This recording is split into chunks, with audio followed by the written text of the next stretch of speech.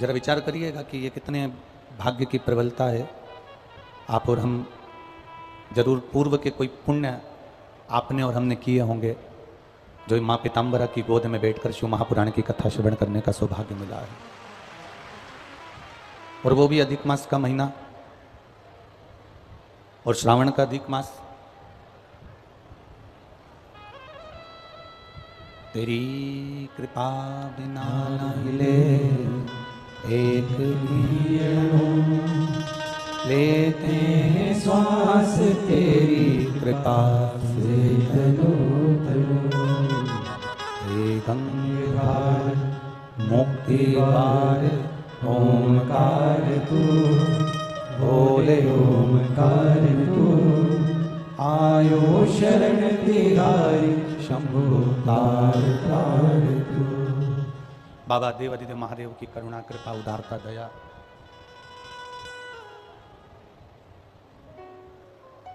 जिन श्री स्वामी जी महाराज ने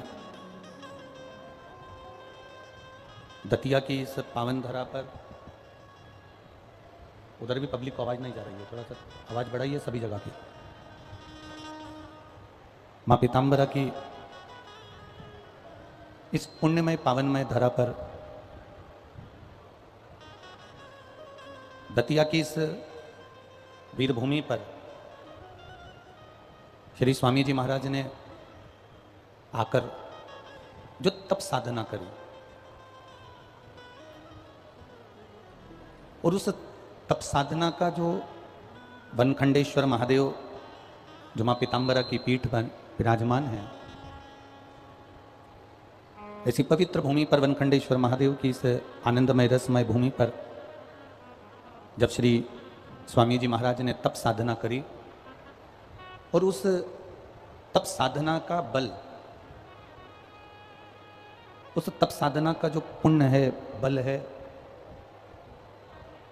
मां बगलामुखी की स्थापना, मां ध्रुमावती की स्थापना और पीताम्बरा पीठ को विराजमान करना, ऐसे परम पूज्य गुरुदेव श्री स्वामी जी महाराज के चरणों को दंडवत प्रणाम नमन, जिनकी तप साधना की यह भूमि दतिया रही है।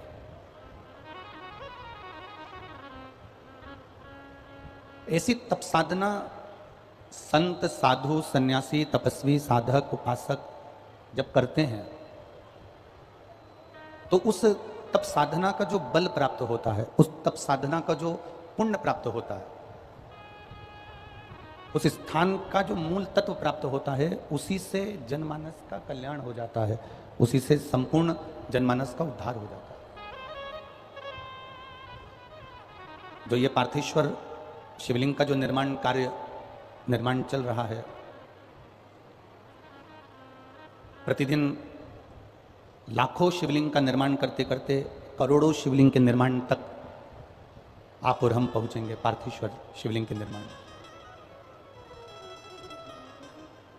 दतिया नहीं, दतिया के आसपास का जितना क्षेत्र है, मां पीताम्बरा के आसपास का जितना क्षेत्र है, शिवलिंग के निर्माण, पार्थिव शिवलिंग के निर्माण और पार्थिव शिवलिंग के निर्माण के पूजन का फल, पार्थिव करोड़ों शिवलिंग के निर्माण का एक आनंद, इस संपूर्ण संसार में, ब्रह्मांड में, संपूर्ण भूमि पर, मध्य प्रदेश की भूमि को तो दिया ही, पर संपूर्ण भारत की भूमि को परम पूज्य गोलोकवासी पंडित श्री देव प्रभाकर जी शास्त्री जी दद्दा जी महाराज ने इस पार्थिव शिवलिंग का निर्माण करवाकर संपूर्ण देश में एक शिवलिंग निर्माण को जनमानस तक पहुंचाया।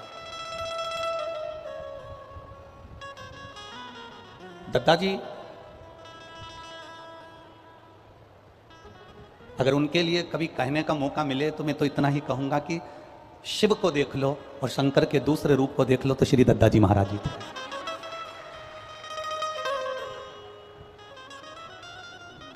दद्दा जी ने करोड़ों शिवलिंग का निर्माण कर जनमानस का कल्याण किया, करोड़ों।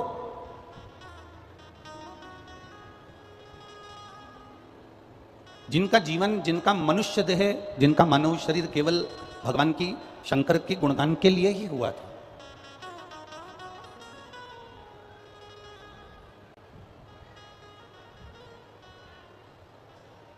जिन्होंने केवल अपने जीवन काल में भगवान शिव की भक्ति करना, पार्थिव शिवलिंग का निर्माण करवाना, पार्थिव शिवलिंग के निर्माण के माध्यम से संपूर्ण विश्व का कल्याण करवाना, एक उद्देश्य दद्दा जी का था।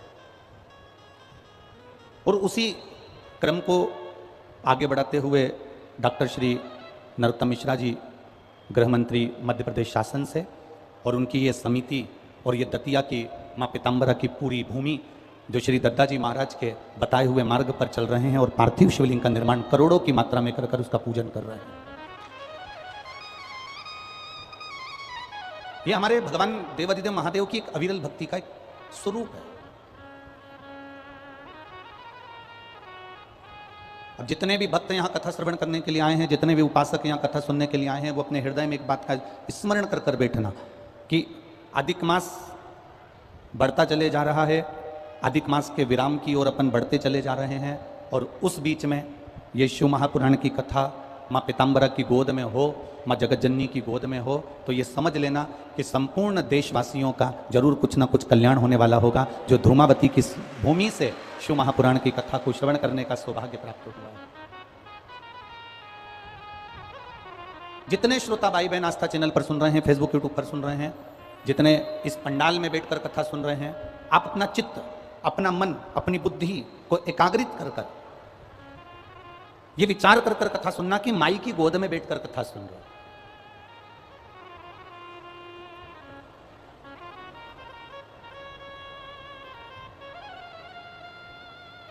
स्वयं देवादिदेव महादेव को कथा श्रवण करने के लिए या भगवान शंकर की कथा सुनने के लिए आप लोगों ने हमको नहीं बुलाया, हम तो कहेंगे माई ने निमंत्रण देकर इस महापुराण को बुलाया। ये माई की कृपा है, ये माई ने बुलाया। इसीलिए वो एक वो लाइन कहते हैं ना, कितनी सुंदर है माँ तेरी नगरी, माँ तेरी नगरी, भोले पैदल चले आ रहे, भोले पैदल चले आ रहे, कितनी सुंदर तेरी नगरी, भोले पैदल चले आ रहे। तो माई की इस भूमि पर आप और हम 5 दिवसीय शिव महापुराण की कथा का लाभ लेने के लिए बैठे हैं, अपने जीवन को सार्थक बनाने के लिए बैठे हैं।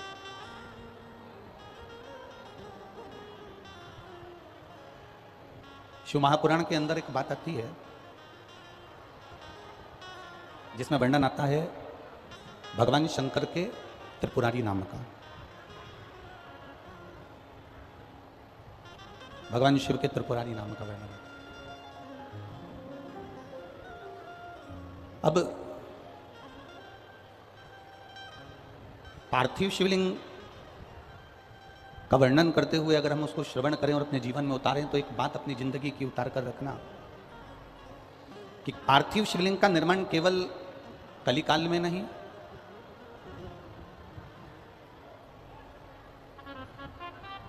पार्थिव शिवलिंग का निर्माण केवल कलिकाल में नहीं, पार्थिव शिवलिंग का निर्माण केवल द्वापर में नहीं, पार्थिव शिवलिंग का निर्माण केवल त्रेता में नहीं, पार्थिव शिवलिंग का निर्माण सतयुग और जितने युग निकलते चले गए, जितने युग आते चले गए, जाते चले गए, इन सभी युगों में पार्थिव शिवलिंग का निर्माण देवता करते रहे हैं। और केवल देव नहीं, देवता के साथ में गंधर्व हो, असुर हो, मनुष्य हो, या संसार में निवास करने वाला एक साधारण से साधारण मानव क्यों ना हो, यह भी पार्थिव शिवलिंग का निर्माण करता रहा।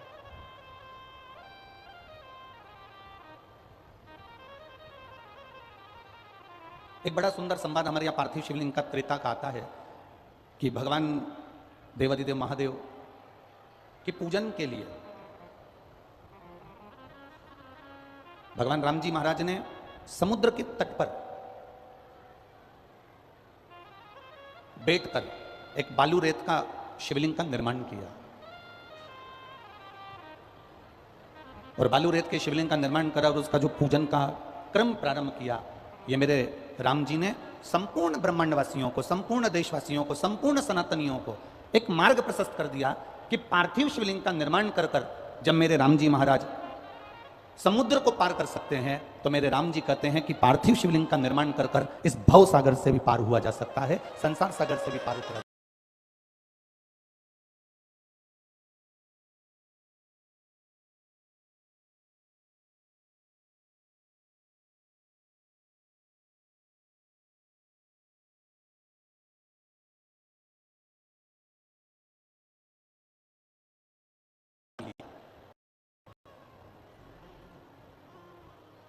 कभी भगवान शंकर के नाम का उच्चारण उसने किया ही नहीं। शिव तत्व को कभी उसने जाना ही नहीं। शरीर में ताप पड़ा, जब शरीर में ताप पड़ा और उसके शरीर को कंपन होने लगा, बुखार पड़ने लगा, शरीर को ताप होने लगा, बुखार पड़ने लगा, तब वो ठंड से कांपते हुए शरीर के ताप के कारण वो शंकर भगवान के एक शिवालय में प्रवेश कर गए। ये हमारी शिव महापुराण का कथा का महत्व हमें वर्णन कर रहा है। शिव महापुराण की कथा का महत्व हमसे कर रहा है।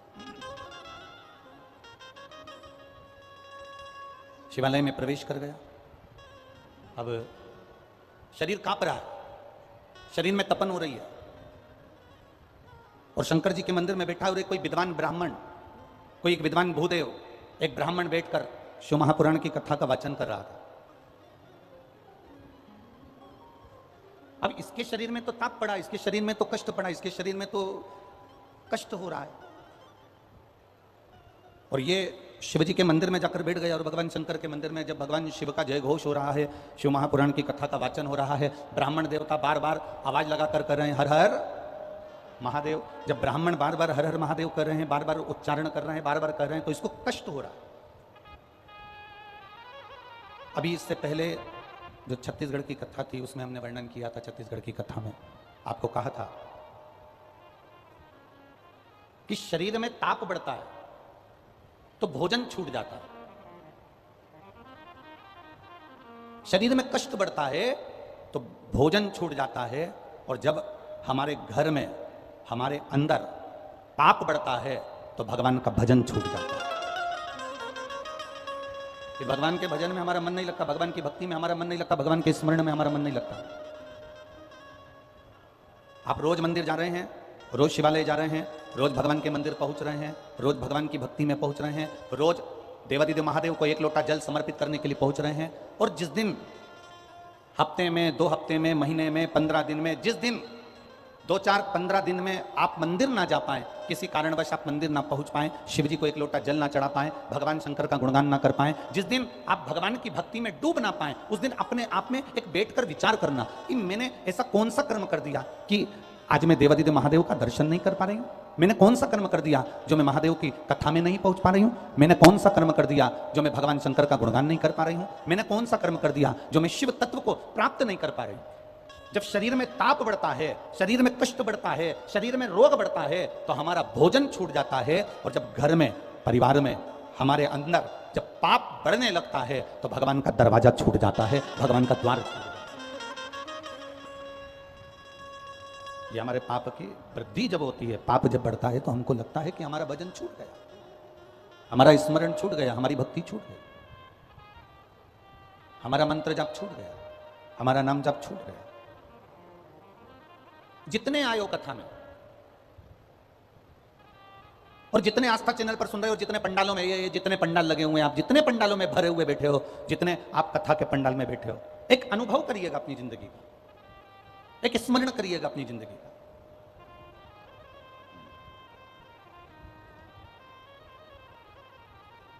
कभी कभी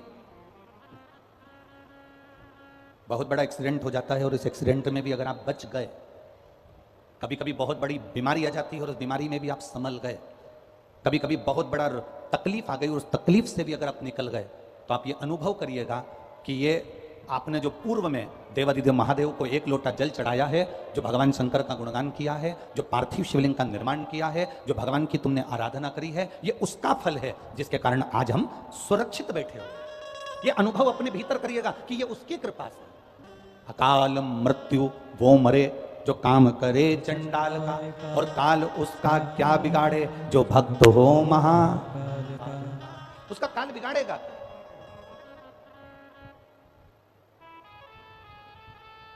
आप लगे हो शिव भक्ति में, आप लगे हो शंकर भगवान की आराधना में, आप लगे हो शिव के स्मरण में, क्या काल बिगाड़े?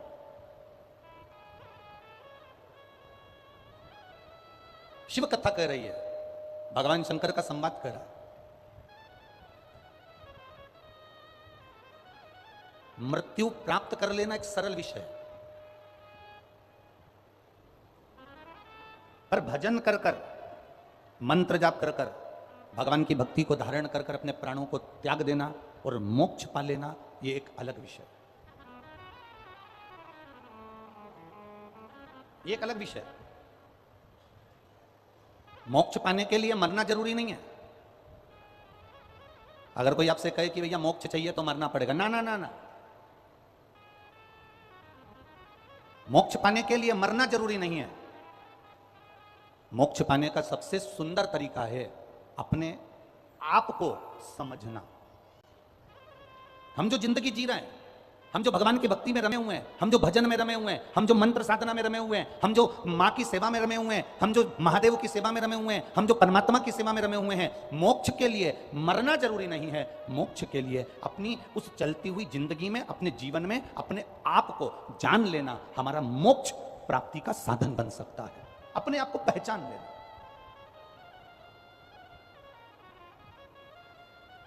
बचपन गया, जाने दो। जवानी गई, जाने दो। अधेड़ी गई, जाने दो।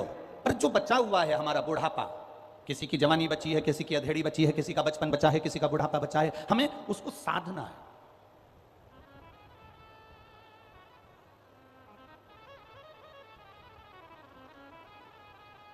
कई माताओं को हमने देखा है, मेरे को उम्मीद है कि दतिया में भी आपने देखा होगा, कई माताएं पानी भर के लाती हैं ना जब कुएं से, बावड़ी से, तालाब से, तो हंडे के ऊपर हंडा, एक मटके के ऊपर दूसरा मटका रखा रहता है, एक हंडे के ऊपर दूसरा हंडा रखा रहता है, और वो चोमली पर रखा रहता है। काय पर रखा है? जम के बोलो जरा। वो जो चोमली होती है कपड़े की, उस चोमली पर, वो हंडे पर हंडा रखा हुआ है। उसने वो हंडे को पकड़ा नहीं है। जिस हंडे को मां लेकर जा रही है, जिस हंडे को माता ले जा रही है, उस हंडे को उसने पकड़ा नहीं है। बस वो चोमली पर, वो सिर पर चोमली पर हंडा, हंडे पर हंडा रखा हुआ है, और वो मां चली जा रही है, और उसके साथ में एक सखी और जा रही है। वो बात करती करती करती करती बहुत दूर तक चलेगा। थोड़ी दूर कहीं रुक भी गए तो भी वो बात में लगे हुए हैं, क्योंकि हंडे पर हंडा रखा है। अब बात भी कर रही है, चल भी रही है, बातचीत करते करते कहीं खड़ी भी हो गई है, बातचीत करते करते किसी से मिलना भी हो गया उसका, परंतु उसका हंडा नीचे नहीं गिरा है, क्योंकि वो बात जरूर कर रही है, वो मिल जरूर रही है, वो सहेली से साथ में मिलकर बात करती करती चल जरूर रही है, पर उसका जो ध्यान है वो उस हंडे में बना हुआ है। शिव महापुराण की कथा कहती है, जैसे हंडा लेकर चलने वाली, मटका लेकर चलने वाली नारी का ध्यान, स्त्री का ध्यान उसके मटके में होता है, उसके हंडे में होता है। शिव महापुराण की कथा कहती है, तुम कहीं पर भी रहो, दुकान में, व्यापार में, नौकरी में, सर्विस में, घर में, परिवार में, तुम्हारी मर्जी पड़े जहां रहो, पर शिव पुराण कहती है कि अपना ध्यान परमात्मा के चरणों में लगाकर चलना तो जिंदगी की सार्थकता है।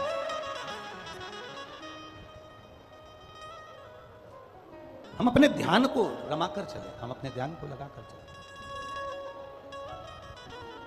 देवराज का ध्यान नहीं था शिव पुराण की ओर, देवराज का मन नहीं था शिव पुराण की ओर। बस देवराज तो देवराज, ब्राह्मण देवता कथा कह रहे हैं, ब्राह्मण देवता कथा बोल रहे हैं, और देवराज की चित्तवृत्ति में कथा नहीं पहुंच रही। इसको क्रोध आ रहा है, इसको गुस्सा आ रहा है कि ये हर हर महादेव बोल रहे हैं और मेरे शरीर में ताप हो रहा है, मेरे शरीर में कष्ट हो रहा है, मेरे शरीर में रोग हो रहा है, मेरे शरीर में बीमारी पड़ रही है, और ये हर हर महादेव बोल रहे हैं।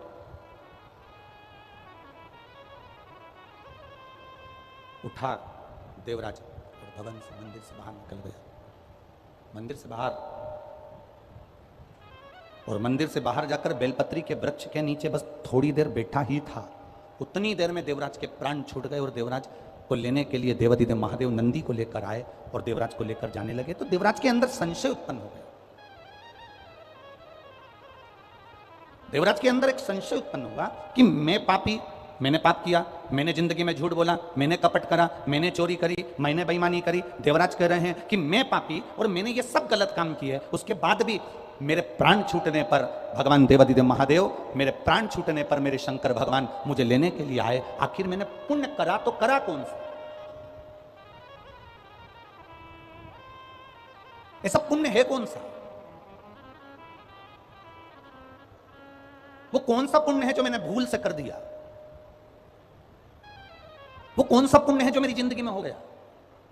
कभी आप भी अनुभव करना, दिन भर मोबाइल पर झूठ बोलते हो, दिन भर कहीं ना कहीं गलत काम हो जाता है, किसी ना किसी की निंदा हो जाती है, किसी ना किसी के लिए अपशब्द बोल जाते हो। एक बार कथा में हमने आप लोगों से कहा था, टीवी के माध्यम से आपने सुना होगा कि मोबाइल आया तो उसने बहुत सारी चीजों को समाप्त कर दिया। मोबाइल बहुत सारी चीजें,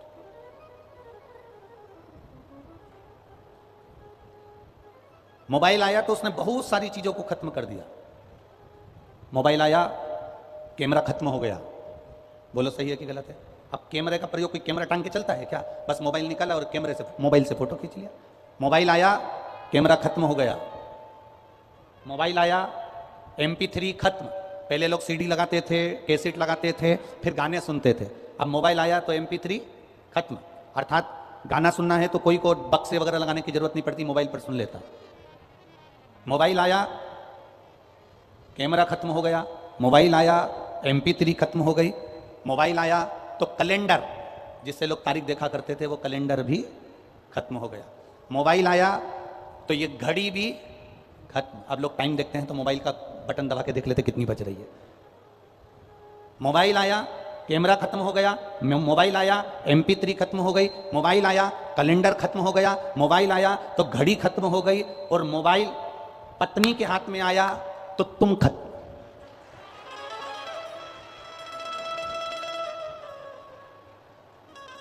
केवल कैमरा खत्म नहीं हुआ है, केवल घड़ी खत्म नहीं हुई है, केवल कैलेंडर खत्म नहीं हुआ है, केवल MP3 खत्म नहीं हुआ है। जिस दिन भूल से अगर मोबाइल पत्नी के हाथ में आ गया, फिर तो दतिया वाली माता ही बचा ले तो बचा ले, बाकी के फिर तो तुम लोगों को आरती गाना पड़ेगी। तेरे भक्तजनों पे भीड़ पड़ी है भारी,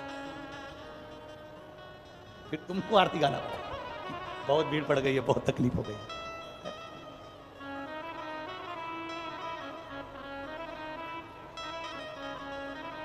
शिव कथा कह रही है,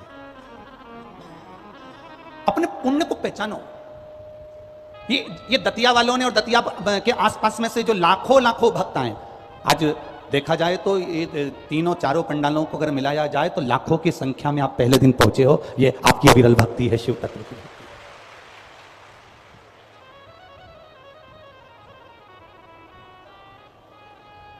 और कई लोग पीछे धूप में जो खड़े हुए हैं, उधर साइड में धूप में खड़े हैं, उधर खड़े हैं, तो ये आपकी अविरलता है, अविरल भक्ति है। कभी विचार करना अपने आप को। जैसे देवराज पुण्य भागी था, देवराज कह रहा है मैंने चोरी करी, देवराज कह रहा है मैंने कपट करा, देवराज कह रहा है मैं ब्राह्मण होकर मैंने गलत काम किया, पर एक बात समझ में नहीं आती, मैंने पुण्य कौन सा करा कि मैंने जो पुण्य करा मेरे को समझ में नहीं आया कि देवादिदेव महादेव मुझे लेने के लिए यहां पहुंचे हैं। ये देवराज को उसका पुण्य नहीं मालूम था। अब देवराज ने जैसे विचार करा कि मैंने कौन सा पुण्य करा कि मुझे महादेव लेने के लिए आए, ऐसा दतिया और दतिया के आसपास वालों तुम विचार करना कि हमने कौन सा पुण्य करा था जो अधिक मास के महीने में, सावन के महीने में मां दतिया की गोद में शिव महापुराण की कथा सुनने को मिल जाएगी। अपने पुण्य को ढूंढो कि हमारा पुण्य कौन सा प्रबल था। हमारे पुण्य की प्रबलता ऐसी कौन सी थी जो हमको शिव महापुराण की कथा यहां सुनने को मिल गई। और कितनी सुंदर बात है महाराज जी, शिव जी की कथा और मां जगत जननी दुर्गा भवानी, मां पीताम्बरा, दोनों का मिलन, शिव शक्ति का मिलन इस दतिया की कथा में हो रहा है 5 दिन तक। और ये जीवन का एक आनंद है, जीवन का। कहते हैं इस भूमि पर श्री स्वामी जी महाराज जी ने तप करा था। उस तप का फल यह हुआ कि मां पीताम्बरा ने स्वयं स्वामी जी महाराज जी को दर्शन दिया।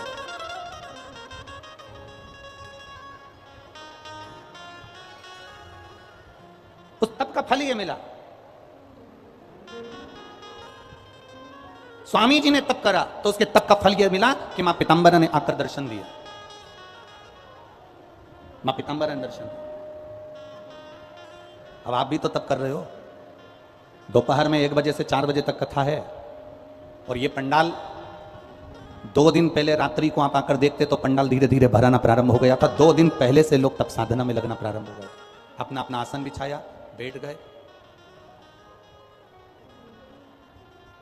तब साधना में लीन हो गए। और ये तब साधना ही तो है आपकी, जो आप कथा का रसतत्व ग्रहण कर रहे हो। देवराज ने देवादिदेव महादेव से पूछा कि मैंने पुण्य कौन सा करा, तो महादेव ने केवल एक ही बात कही कि ये तेरा पुण्य नहीं, तेरी माता जी का पुण्य था। तुम्हारी माता ने जो पुण्य करा था उस पुण्य का फल तुम्हें मिल रहा है। तेरी माता 1 लोटा जल मेरे मंदिर में, मेरे शिवालय में जाकर समर्पित करती थी। उस जल का फल ये मिला कि तू ब्राह्मण कुल में जन्म लेने के बाद भी तूने शंकर के मंदिर में पहुंचने के बाद, चोरी करता था तो चोरी करने के बाद भी तू शिव मंदिर में पहुंचकर कथा को श्रवण किया।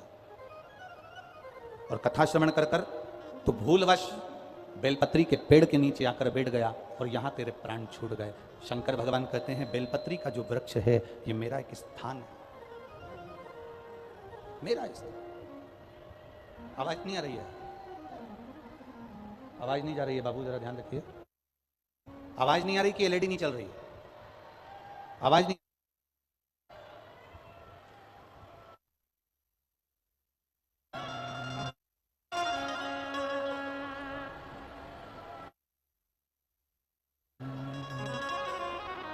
कितनी सुंदर है माँ तेरी नगरी, कितनी सुंदर है माँ तेरी नगरी। बोले पैदल चले आ रहे हैं, कितनी सुंदर है माँ तेरी नगरी, कितनी सुंदर है माँ तेरी नगरी। भोले पैदल चले आ रहे हैं, इतनी सुंदर है माँ तेरी नगरी, इतनी सुंदर है माँ तेरी नगरी।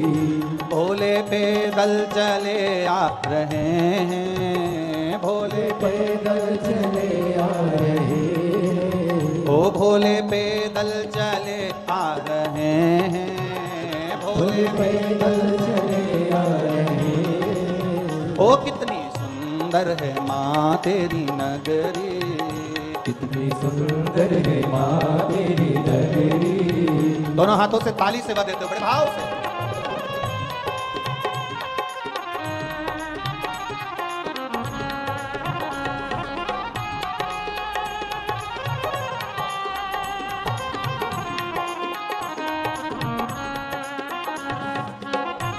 पीछे वाले भी दोनों हाथों से।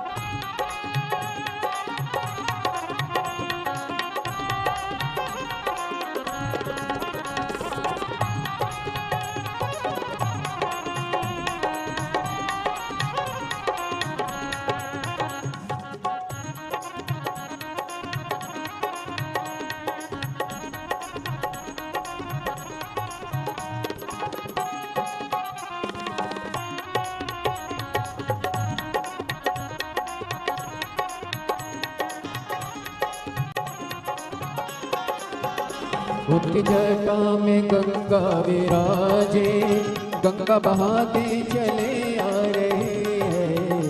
उनकी जटा में गंगा विराजे, गंगा बहाते चले आ रहे हैं। उनकी जटा में गंगा विराजे, गंगा बहाते चले आ रहे हैं। उनकी जटा में गंगा विराजे, गंगा बहाते चले आ रहे हैं। उनके माथे पे चंदा विराजे, उनके माथे पे चंदा विराजे, चमकाते चले आ रहे हैं। उनके माथे पे चंदा विराजे, चमकाते चले आ रहे हैं। कितनी सुंदर है माँ तेरी नगरी, कितनी सुंदर है माँ तेरी नगरी, भोले पैदल चले आ रहे हैं। कितनी सुंदर चले आ रहे हैं। कितनी सुंदर है माँ तेरी नगरी,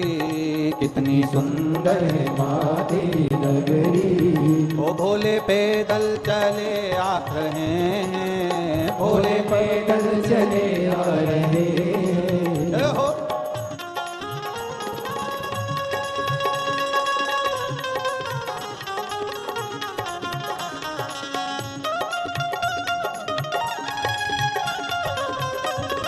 भोले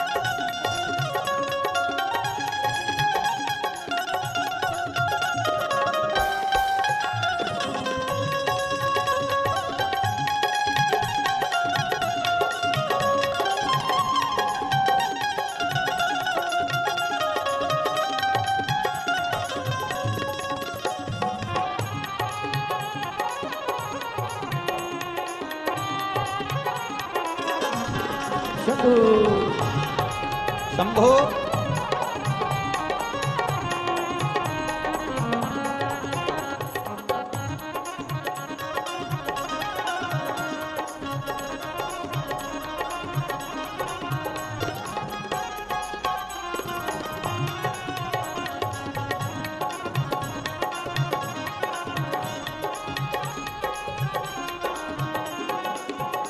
उनके हाथों में डमरू विराजे, डमरू बजाते चले आ रहे हैं।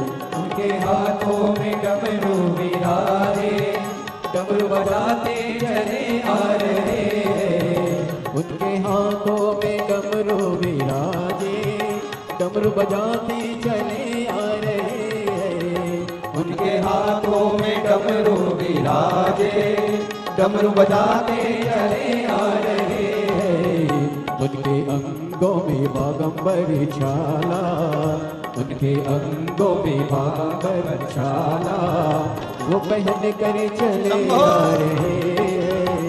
उनके अंगों में बागंबर छाला, वो पहन कर चले आ रहे हैं। बड़ी सुंदर है माँ तेरी नगरी, बड़ी सुंदर है माँ तेरी नगरी, भोले पैदल चले आ रहे हैं। बड़ी सुंदर है माँ तेरी नगरी, भोले पैदल चले आ रहे। भोले पैदल चले आ रहे हैं। भोले पैदल चले आ रहे।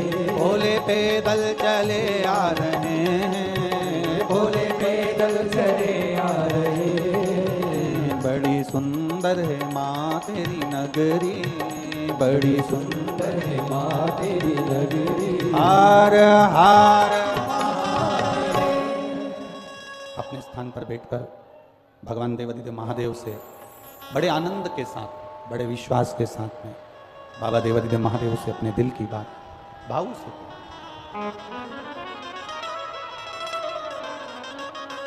जहां जगह मिले वहां बैठकर बड़े प्रेम से बोलिएगा और हम तो कार्यकर्ताओं से भी कहेंगे कि ये शिवपुराण बार बार आपको सुनने को नहीं मिलेगी, इसलिए प्रयास करो आप भी जब शिव महापुराण में बाबा से स्तुति करने का, प्रार्थना करने का, बाबा से निवेदन करने का मौका मिले, दिल से करें। जहाँ जगह मिले वहाँ बैठकर भाव से बोलो।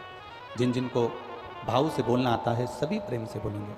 श्री शिवाय नमस्तुभ्यं, श्री शिवाय नमस्तुभ्यं, श्री शिवाय नमस्तुभ्यं, श्री शिवाय नमस्तुभ्यं, श्री शिवाय नमस्तुभ्यं। भोला सब दुख का तुम्हारा, ओ भोला सब दुख का तुम्हारा।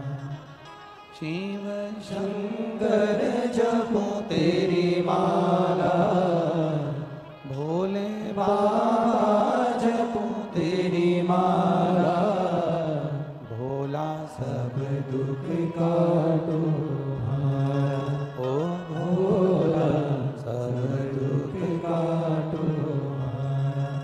वेश मंगल मंगलकारी, वेश मंगल मंगलकारी। शमशाने वासी हमारा, शमशाने वासी हमारा, ओ भोला सब दुख का तुम्हारा, ओ भोला सब दुख का तुम्हारा। शिव कथा कर रही है, भगवान शंकर का संवाद कर रहा है। शिव धाम देवराज चले गए। शिव जी से जो प्रश्न किए गए उसका उत्तर देवराज ने दिया।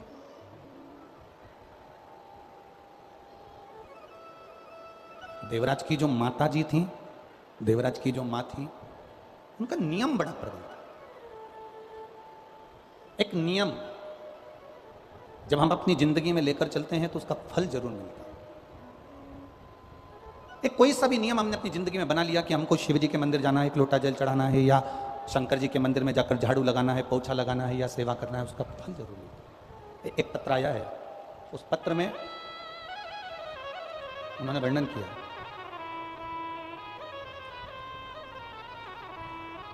मेरा नाम रंजना निखरा है, मेरे पति का नाम राकेश निखरा है, मैं इंदरगढ़ जिला दतिया मध्य प्रदेश की हूँ। कहीं बैठी हो तो हाथ हिला सकती हूँ, कहीं पर बैठी हो तो अपना हाथ हिला सकती हूँ।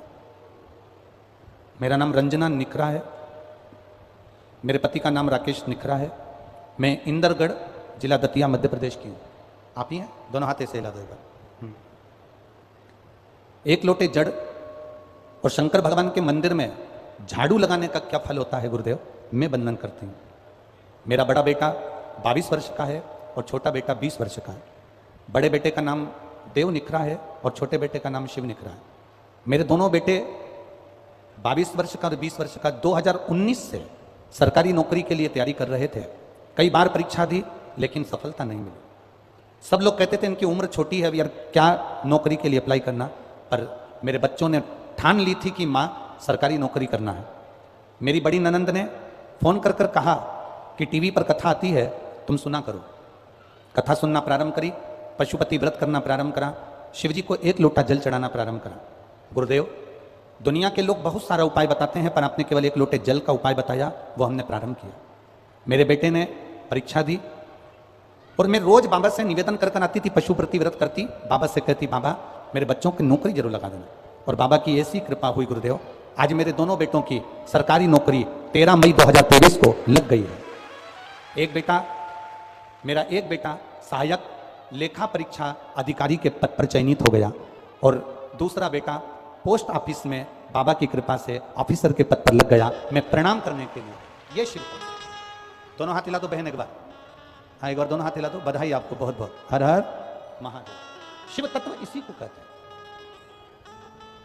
खाली न जाता कोई दर से तुम्हारे, खाली न जाता कोई दर से तुम्हारे, मैं भी खड़ी हूँ नदी बाहें पसारे, अपने हृदय से लगा लगा लो, गिरा जा रहा हो उठा लो, उठा।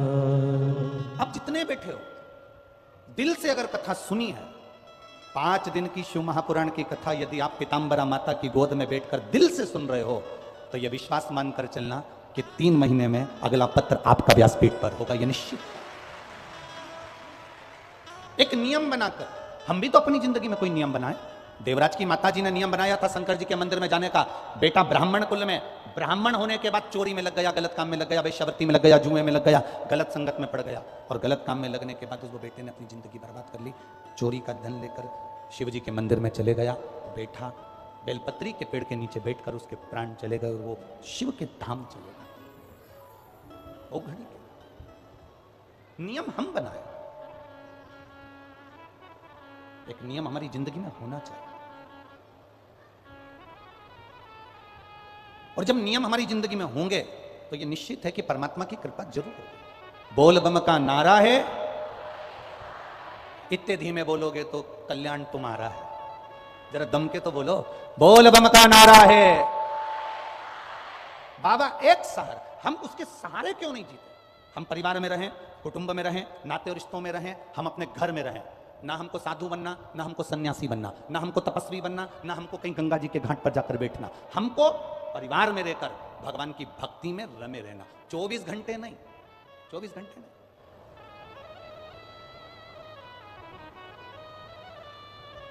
जितना समय मिले हमारे को उतना समय हम परमात्मा को।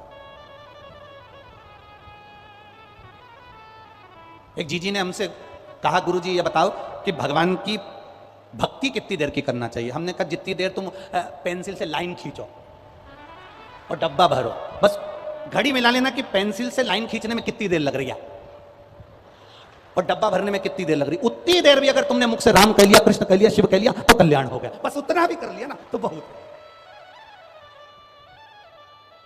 वो सरल है क्या? अरे लुटा दिया भंडार का शिवाने कर दिया मां, वो करने वाला बैठा हुआ, वो उदार बैठा, वो करता है स्वयं। अब चित्त से स्मरण कर कर, हाँ ये जरूर है कि आपको गाड़ी वाला थोड़ा दूर उतार देगा, वहां से आप पैदल पैदल पैदल पैदल कथा के पंडाल तक चलेंगे। थोड़ा कष्ट जरूर होगा। जब मेरे भोलेनाथ जी सीहोर से चलकर यहां आ सकते हैं तो आप भी तो कथा के पंडाल तक आ सकते हो।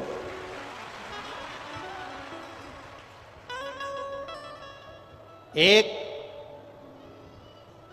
पानी का पाउच भी अगर आपने किसी को दिया है, एक बिस्कुट का पुड़ा भी आपने किसी को दिया है, अपने घर से रोटी का टिफिन बनाकर लाई और कथा सुनने वाली पड़ोसन को अगर प्रेम से मुंह झूठा करा दिया है अधिक मास और सावन में, तो अंदाजा लगा कर बैठना कि मेरा बाबा कितना देगा। वो लिख के जरूर रखना कि कितना प्रदान करने वाला। शिव अपने पास नहीं रखते, शंकर दे देते हैं। शंकर अपने पास कुछ रखते ही नहीं। मंदोदरी रावण की धर्मपत्नी, रावण की धर्मपत्नी मंदोदरी और मंदोदरी की मां, मंदोदरी की मां, रावण की धर्मपत्नी मंदोदरी और मंदोदरी की जो मां है जिसका नाम है हेमा। क्या नाम है? जम के बोलो जरा। हेमा। मंदोदरी की माता जी का नाम क्या है? जम के बोलो जरा। हेमा। देखो, आप लोगों से खिलवाने का केवल एक कारण होता है कि आप लोगों को वो नाम स्मरण में बना रहे कि मंदोदरी की मां का नाम क्या था। तो मंदोदरी की मां का नाम क्या है? हेमा। ये शिवजी की परम उपासक थी और इसका जो पति था मय दानव, मंदोदरी का जो पिता था मय दानव, ये बहुत असुर प्रवृत्ति का था। अब हेमा का नियम था, मिट्टी लाती, उसमें माखन मिलाती, गाय का दूध मिलाती, थोड़ा सा गौ माता के गोबर को मिश्रण करती और उसमें थोड़ी सी भस्म मिलाकर मिट्टी को तैयार करती और हेमा शिवजी के शिवलिंग का निर्माण करती। जरा बहुत ध्यान देना, ये कथा शायद आपकी जिंदगी को बदल दे। हेमा का नियम, मंदोदरी की माता जी का नियम था, मिट्टी को लेकर आना, गाय का गोबर मिलाना, भस्म मिलाना और उसमें थोड़ा सा माखन मिलाना और मिलाकर उस मिट्टी को फेंट कर उसका शिवलिंग का निर्माण कर, शिवलिंग का निर्माण। छोटी सी मंदोदरी, और मंदोदरी ने एक दिन अपनी माता जी से पूछ लिया था, मां अप्सरा थी हेमा? मैदानों की दो धर्म पत्नी थी, हेमा और रंभा। हेमा और रंभा दोनों अप्सरा थी। अब मंदोदरी भी बड़ी सुंदर थी। तो एक दिन मंदोदरी ने अपनी माँ से पूछ लिया, माँ तू मिट्टी लाती है, मिट्टी में माखन मिलाती है और माखन मिला के उसमें भस्म मिलाती है और उसमें गाय का गोबर मिलाकर तू मिश्रण कर कर पार्थिव लिंग का निर्माण करती है। माँ, इस पार्थिव लिंग के निर्माण का फल क्या मिल सकता?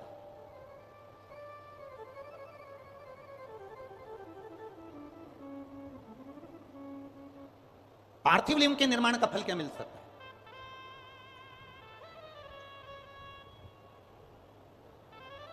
हेमा ने कहा कि मंदोदरी तू क्या चाहती है वो बता, तू चाहती क्या है वो बोल। मंदोदरी ने कहा, मां, नारी और पुरुष ये दोनों का मंगल विवाह होता है। नारी पहले जाती है, पुरुष पहले जाता है, ये तो किसी को नहीं मालूम, जो भाग्य में लिखा होता है वो होता है। नारी पहले जाएगी कि पुरुष पहले जाएगा ये किसी को नहीं मालूम। मां, जो ललाट पर लिखा हुआ होता है, जो पूर्व का कर्म करा हुआ होता है, उसी के अनुसार पति पहले गया कि पत्नी पहले गई, ये ललाट पर जिसके जो लिखा होगा, जो कर्म की गति लिखी होगी वो उसके साथ होगा। पर मां, मैं इतना पूछना चाहती हूं, क्या नारी शिवलिंग का निर्माण करती है और उसका पूजन करती है, मान लो भूलवश, वैसे तो नारी ये चाहती है कि वो अखंड सौभाग्यवती होकर जाए, पर कोई कारणवश नारी का पति अगर पहले चले गया और नारी अगर बाद में जा रही है, तो क्या मां शिवलिंग के निर्माण का कोई फल उसको प्राप्त हो सकता है? हेमा ने कहा, मैदानों की पत्नी हेमा अपनी बेटी मंदोदरी से कहती है, सुन मंदोदरी, पूरे आस्था चैनल पर जितने सुन रहे हो, जितने फेसबुक यूट्यूब पर सुन रहे हो, जितने लाखों की संख्या में इस दतिया में श्रवण कर रहे हो मां पीतांबरा की गोद में, ध्यान से सुनना। मां हेमा अपनी बेटी मंदोदरी से कहती है, मंदोदरी सुन, शिवलिंग का निर्माण करने वाली नारी मान लो पहले चली गई तो अखंड सौभाग्यवती तो होती ही है, पर मान लो कर्म की गति के अनुसार अगर पति पहले चले गया और नारी अगर मान लो बेधव्य भी हो जाती है, तो हेमा कहती है वो नारी का जब अगला जन्म होता है तो वो 7 जन्म तक कभी विधवा नहीं होती है।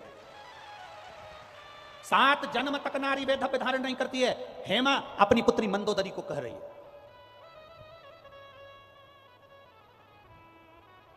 पंचकन्या में एक कन्या मंदोदरी है, जिसका ये संवाद, और यही संवाद मंदोदरी ने केवल अपने अंदर नहीं रखा। जब रावण ने मंदोदरी को पसंद करा और मंदोदरी ने अपनी माता से पार्थिव शिवलिंग के निर्माण का फल जान लिया, जब हेमा से पार्थिव शिवलिंग के पूजन के महत्व को मंदोदरी ने जान लिया, रावण के साथ उसकी शादी हो गई, चली गई वो लंका में। लंका में पहुंचने के बाद रावण सीता जी का हरण कर कर लेकर अशोक वाटिका में रख दिया।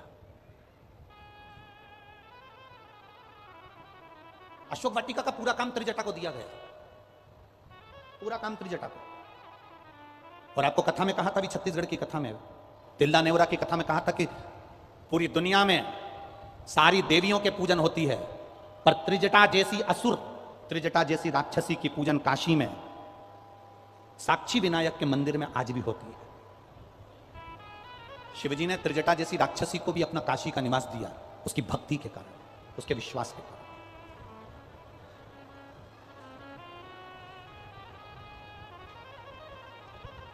सीता मैया को ले जाकर अशोक वाटिका में रखा। अब माता जानकी जी अशोक वाटिका में थी। एक बार त्रिजटा ने मंदोदरी से बात करा, ताई जी, क्योंकि त्रिजटा विभीषण की लड़की थी, तो अपनी बड़ी मां से कह रही है, बड़ी मां से, बड़ी मां, जिस जानकी जी को, जिस सीता जी को बड़े पिताजी ताऊ जी जिसको लेकर अशोक वाटिका में रखे हैं, वो कोई साधारण सी स्त्री नहीं है मां, वो साधारण सी नारी नहीं है मां, वो नारी कोई सहज नहीं है मां। मंदोदरी ने त्रिजटा से कहा मेरा मन है एक बार सीता जी का दर्शन करने का, एक बार मेरा मन है कि मैं जानकी का दर्शन करूं, सीता जी का दर्शन करूं। ठीक है मां, आप चलिए मेरे साथ, मैं माता जानकी का आपको दर्शन करा देती हूं। और त्रिजटा मंदोदरी को लेकर सीता जी के सामने पहुंच गई और माता जानकी का दर्शन, जब त्रिजटा ने सीता जी का दर्शन मंदोदरी को कराया, मंदोदरी ने हाथ जोड़कर सीता जी से क्षमा मांगी। मेरा पति आपको बलपूर्वक खींचकर अशोक वाटिका में लाकर विराजमान कर दिया है, मैं क्षमा चाहती हूं। मेरा पति, उसने जो गलती करी मेरे को उसके लिए क्षमा मांग। जानकी जी ने कहा कोई बात नहीं, सबकी अपनी अपनी कर्मगति होती है मंदोदरी, कोई बात। मंदोदरी ने कहा मैं जिसकी आराधना करती हूं, आपसे निवेदन करना चाहती हूं कि उसकी आराधना आप भी करें। मंदोदरी कह रही है कि मैं जिसकी आराधना करती हूं उसकी आराधना आप भी करें, और जिस दिन आपकी आराधना का फल पूर्ण हो जाएगा, मेरे देवाधिदेव महादेव आपको स्वयं राम जी से एक बार मिलवा जरूर देंगे, ये निश्चित है। आपकी आराधना का फल जब पूर्ण हो जाता है, अभी आपको कहा कि मां पीतांबरा की गोद में बैठकर कथा सुन रहे हो, दतिया में बैठकर कथा सुन रहे हो, अधिक मास के महीने में कथा सुन रहे हो, श्रावण के महीने में कथा सुन रहे हो, ये आपकी भक्ति का बल जब प्रबल हो जाएगा। लोग कहते हैं गुरुजी ऐसा शिव महापुराण में क्या है कि लोग पंडाल में बैठ के कथा सुनते हैं और उनके मनोरथ पूरे हो जाते हैं। शिव महापुराण में ऐसा, ये पत्र तो हम लोग बहुत कम पढ़ते हैं, ये जितने पढ़े हैं, अगर इन्हीं हम कहते हैं, मीडिया वालों को भी हमने कई बार कहा कि ये पत्रों में सबके मोबाइल नंबर है, इन पत्रों में सबके एड्रेस है, इन पत्रों में सबका पता लिखा हुआ है। आप कभी मौका मिले तो इन पत्रों को पढ़कर उनके घर भी जा सकते। एक पत्र और देखिए कितना सुंदर लिखा किसी।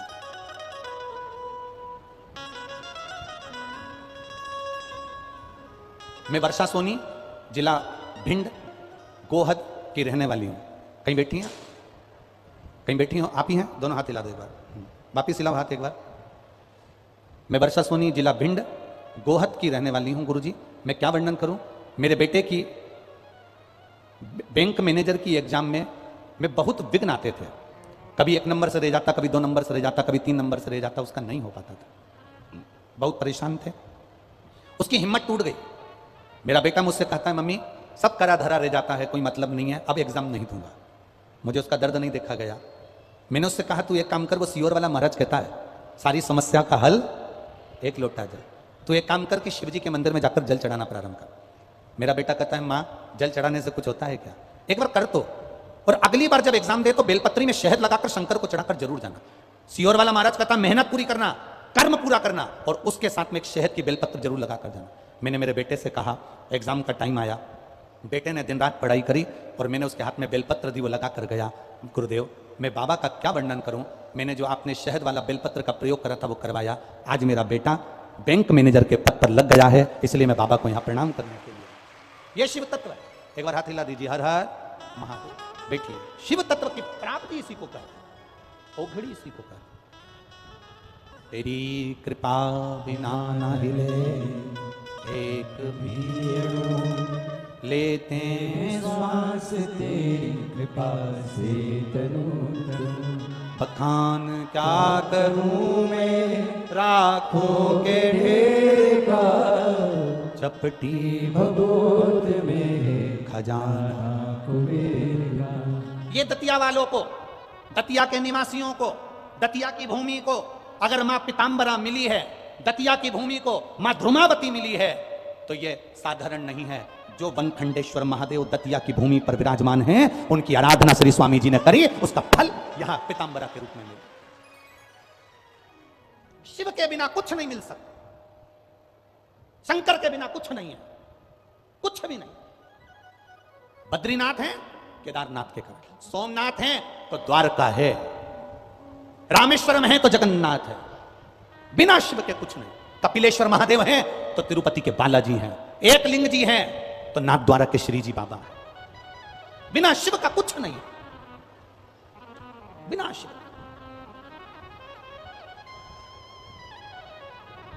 स्वामी जी ने कितना कितना तप करा शंकर जी का, कितनी शिव जी की सेवा करी होगी। वो बनखंडेश्वर महादेव की पूजन में स्वामी जी लगे रहते थे, दिन भर लगे रहते थे। शंकर जी के मंदिर में सफाई करना, सेवा करना, आराधना करना, पूजन करना, अर्चना करना। सबसे पहले स्वामी जी अगर आए थे, महाराज जी अगर आए थे, तो वो बनखंडेश्वर महादेव के पास में ही बैठा करते थे, वहीं आराधना करते, वहीं तप साधना करते। वहीं पर देवाधिदेव महादेव ने कृपा कर दी और कह दिया, यहां मेरी जगत जननी पार्वती का बगलामुखी अवतार पीताम्बरा को यहां विराजमान कर दे, धूमावती को यहां विराजमान कर दे। अरे भाग्यशाली है साहब, ये सहजता कहां, सरलता कहां। कई लोग कहते हैं जब कोई काम अटकता है, राजनेता हो, सत्ताधारी हो, जिसको कोई काम अटक गया तो लोग कहते हैं कि हम पीताम्बरा पीठ जाते हैं, दतिया जाते हैं और माता की आराधना करते हैं और हमारा काम हो जाता है। तो आखिर ऐसा गुरुजी पीताम्बरा पीठ में ऐसा क्या है? उनसे कहना चाहूंगा केवल पीताम्बरा पीठ में केवल पीताम्बरा अकेली नहीं है, शिव और शक्ति दोनों बैठे हैं, इसलिए कार्य सफल होता है। शंकर और सती स्वयं विराजमान है, मां पीताम्बरा के साथ में मेरा देवाधिदेव महादेव भी विराजमान है, मेरा शिव साथ में बैठे। तेज गर्मी हो सकती है, धूप लग सकती है, पंडाल में जगह नहीं मिलेगी तो आप बाहर खड़े रह रहे हो, आपको धूप लग रही होगी, पर विश्वास मानकर चलना कि इस भूमि की कथा आपकी झोली कभी खाली नहीं रख सकती, भरकर भेजेगी। ये क्योंकि शिव और शक्ति की भूमि है, ये दतिया की भूमि शंकर और शक्ति की भूमि है। ये दतिया की भूमि केवल मां की अकेली भूमि नहीं, यहां शिव और शक्ति दोनों विराजमान है। बनखंडेश्वर भी बैठे हैं तो मां जगत जननी भी बैठे, खाली कहां। सुनो सीता जानकी, अगर तुमने शिव जी की आराधना करी है तो मेरा देवाधिदेव महादेव जिसकी आराधना मैं करती हूं, अब वो महादेव तुमको एक बार राम जी का दर्शन, तुम्हारे पति का दर्शन जरूर कराए। तो सीता जी ने कहा मंदोदरी से कि रावण की कैद में मैं बंद हूं, राम जी अगर आएंगे तो मुझे लेने के लिए आएंगे और लेकर चले जाएंगे, विजय प्राप्त करेंगे और लेकर चले जाएंगे, युद्ध लड़ेंगे और लेकर चले जाएंगे, और आप कह रही हो कि उसके पहले राम जी का दर्शन हो जाएगा, ऐसा हो सकता है क्या? मंदोदरी मुस्कुराकर बोली, मेरी मां हेमा कहती थी पार्थिव लिंग का निर्माण करने पर, पूजन कर कर विसर्जन करने पर जो फल मिलता है वो साधारण नहीं मिलता है। तुम एक काम करो, जिस अशोक के वृक्ष के नीचे तुम बैठी हो, अशोक वाटिका में तुम बैठी हो, वहीं की मिट्टी कंकर को उठाकर उसका भी तुम स्पर्श कर लोगी और अपने इष्ट देव का स्मरण कर कर याद करोगी तो वो सुनता जरूर है। इसलिए कहते हैं कंकर में शंकर है, कंकर में शंकर। हमने पहले भी कथा में कहा, पूरे विश्व की भूमि को, पूरे विश्व की जमीन को, पूरे विश्व की भूमि को खोद कर देखिए, कोई मूर्ति मिले चाहे ना मिले, मेरा शंकर और कंकर उस भूमि में जरूर मिलेगा, ये निश्चित है, मिलेगा। तो लोग कह रहे थे काशी में कितना लोगों ने कहा ये हमारी है, ये हमारी है, ये हमारी है, और जब रिसर्च वाले पहुंचे और चेक करने पहुंचे और सब पुरातत्व विभाग वाले पहुंचे और धीरे धीरे धीरे धीरे धीरे धीरे जब चेक करना प्रारंभ करा तो देवाधिदेव महादेव खुद प्रकट होकर कहते हैं कि ये ज्ञान वापी मेरी है। स्वयं शिव कह रहा है, स्वयं ओघड़दानी कह रहा है।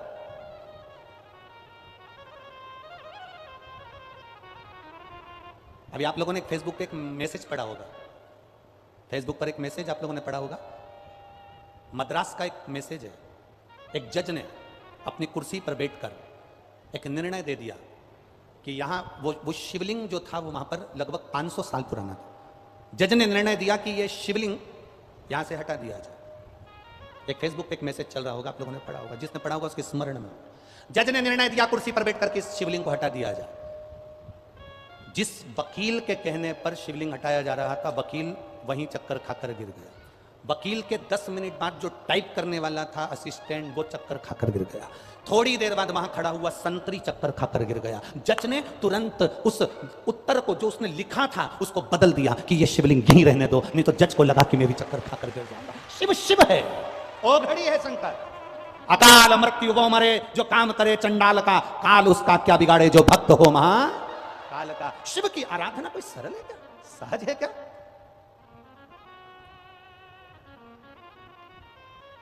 शंकर की आराधना सरल सहज।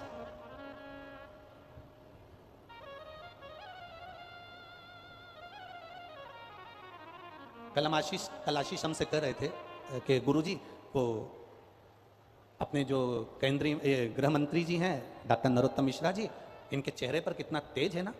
हमने कहा ये तेज दुनिया में जितने शंकर के भगत मिलेंगे ना, सब ऐसे ही चमकते हुए मिलेंगे।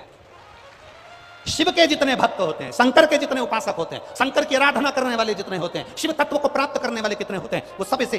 शंकर भगवान की चमक क्या कम है?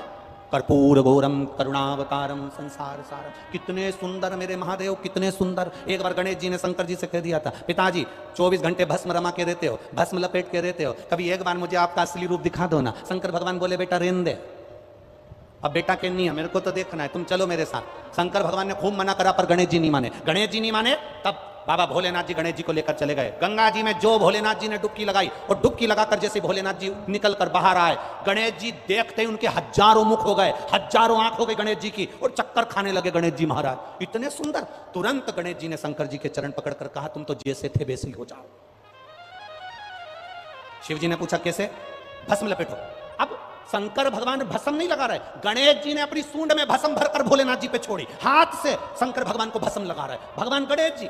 तो शंकर जी ने पूछा ऐसा क्यों कर रहा है? शंकर भगवान से गणेश जी महाराज बोले आप बड़े सुंदर हो, पर मेरी माता पार्वती से ज्यादा सुंदर हो, इसलिए मेरी माता से ज्यादा सुंदर मैं किसी को देख नहीं सकता, मेरी जान जल रही, इसलिए तुम वैसे ही हो जाओ जैसे थे।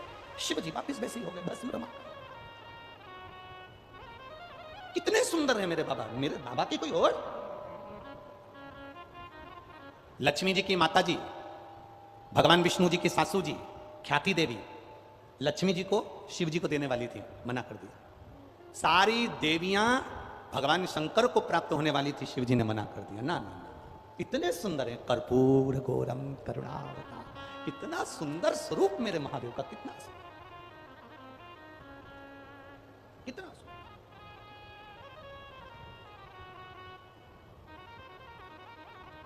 एक स्वरूप की व्याख्या तुम मांगो, सीता जी से कहा तुम मांगो। जानकी जी ने कहा कि मैं ना तो मेरे पास में जल है, ना पूजा की थाली है, ना मेरे पास में कुछ है, मैं अपने आराध्य की पूजन तुम कर रही हो कि करो, क्या करूं? कंकर शंकर है ना, कंकर शंकर है ना, बहुत है। ये इतने आप लोग कथा सुनने आए हो, या बैठ के जब कथा सुनकर जाओ तो सिर पे जिस रज पर आप बैठे हो, जिस जमीन पर आप बैठे हो, जिस आसन पर आप बैठे हो, उसकी रज थोड़ी सी सिर पर लगाकर जरूर जाया करो। इतने करोड़ों लाखों भक्तों में कोई शंकर का ऐसा भक्त आता है जिसके अंदर शिव समाया हुआ होता है, उसकी रज जमीन पर पड़ जाती है, हमारा कल्याण कर कर चली जाती है। कोई ऐसा आया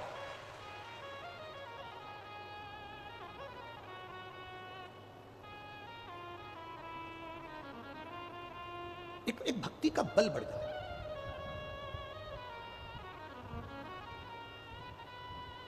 एक माँ ने लिखा है कि मेरे जीवन का मैं क्या वर्णन करूं कि मेरे घर में संतान नहीं थी और डॉक्टर ने कह दिया था कि तेरे गर्भाशय में गांठ है, गर्भाशय में गांठ है, संतान का सुख तेरे को जिंदगी भर, पत्र में लिखा उसने, संतान का सुख तेरी जिंदगी में कभी नहीं मिलेगा, तेरे गर्भाशय में गांठ।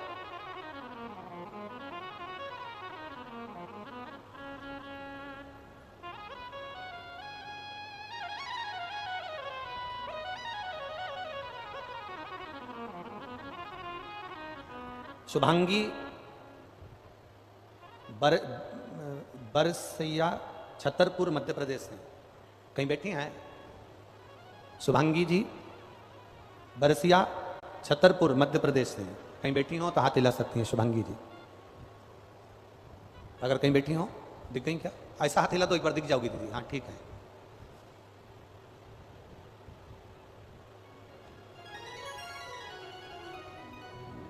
बच्चे को साथ लेकर आई हो क्या? थोड़ा सा ऊंचा करो बच्चे को, अगर लाई हो तो लाई हो साथ में। नहीं लाए? कई साल हो गए थे गुरुजी, संतान का सुख नहीं था, डॉक्टर ने कह दिया था संतान का सुख नहीं है। बाबा की कृपा का क्या वर्णन करूं, मैंने पशुपति व्रत करना प्रारंभ कर दिया। सफेद आंकड़े की जड़ वाला प्रयोग करा, एक बार करा नहीं हुआ, दूसरी बार करा नहीं हुआ, सफेद आंकड़े की जड़ का प्रयोग तीसरी बार करा, बाबा की कृपा से 15 दिन बाद गर्भ ठहर गया। पर डॉक्टर का कहना था कि ये बच्चा ठीक नहीं है, इसको निकाल दो, क्योंकि तुम्हारे गर्भाशय में ठीक था नहीं। अल्ट्रासाउंड करवाया, डॉक्टर ने कह दिया बच्चा बेकार है, इसको निकाल दो। पर बाबा पर भरोसा कर कर शिव जी को जल चढ़ाकर आचमन करना प्रारंभ करा, एक बेलपत्री को खाना प्रारंभ करा, 9 महीने जैसे तैसे निकाला। दूसरी बार अल्ट्रासाउंड कराया तो डॉक्टर ने कहा तुम्हारा बच्चा अभी ठीक तो है पर तुम्हारी नॉर्मल डिलीवरी नहीं होगी, तुम्हें ऑपरेशन से बच्चा होगा। तब मैंने गुड़ की डली वाला प्रयोग करना प्रारंभ करा और बाबा की कृपा से नॉर्मल डिलीवरी हुई। डॉक्टर ने कहा था यह बच्चा ठीक नहीं है। 15 अप्रैल 2023 को भोले बाबा की कृपा से मेरे घर में पुत्र रत्न की प्राप्ति हुई और मेरा बच्चा बिल्कुल ठीक है। बाबा की कृपा से मैं उसको प्रणाम करने लगा। यह शिव तत्व है। बैठिए बहन, एक बार हाथ हिला दो, हर हर महादेव। शिव की प्राप्ति का केंद्र बिंदु हमारा विश्वास, हमारी दृढ़ता, हमारा भरोसा और हमारी भक्ति, यह शिव तत्व की ओर, यह उघड़ तत्व। मेरे बाबा तेरी नौकरी सबसे बढ़िया है, सबसे बड़ी तेरे दरवाजे की चाकरी सबसे बढ़िया है, सबसे खड़ी। जब से तेरा गुलाम हो गया तब से मेरा भी नाम हो गया। देखिए हम अकेले नहीं गाएंगे, आप भी जरा बोलिए। जब से तेरा गुलाम हो गया तब से मैं, वरना औकात क्या थी मेरी, सबसे बढ़िया है, सबसे खरी। भोले बाबा तेरी नौकरी सबसे बढ़िया है, सबसे खरी। मेरी किस्मत का जब गुल खिला तब जा कर के ये दर मिला। मेरी किस्मत का जब गुल खिला तब जा कर के ये दर मिला। मिल गई मुझको चौखट तेरी, मिल गई मुझको चौखट तेरी, सबसे बढ़िया है, सबसे खरी। भोले बाबा तेरी नौकरी सबसे बढ़िया है, सबसे खरी।